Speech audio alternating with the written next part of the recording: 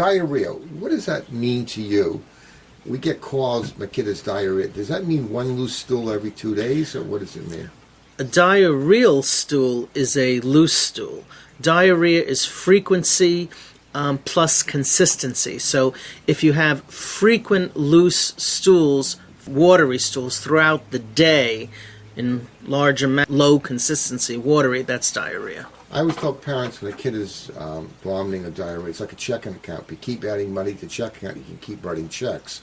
So if you don't make stools and you don't urinate, there's a big alarm factor because the body can't make urination. There's nothing to urinate with. So that's a key point. Dehydration, dry lips, eyes are dry. So that you'd be worried about. But sometimes a kid can make a lot of stools and urinating 4 times a day and gaining weight. We're not quite so sure that's a big problem. Is that true?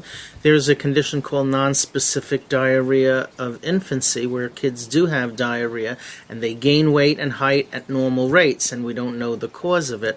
And in that case, if a child is gaining weight and gaining height and you've done investigations to look for parasites, bacteria, and other causes of diarrhea and there's no evidence of absorption problems, it's acceptable.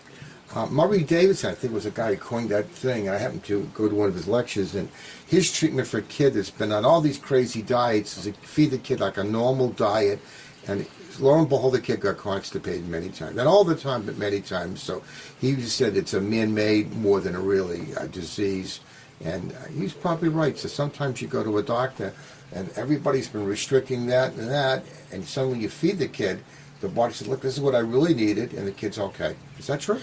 Well, a high-fiber diet, if you're giving a child regular food to eat and has high fiber, fiber will absorb a lot of the water that's making a diarrheal stool, so you can get a firmer, bulkier stool.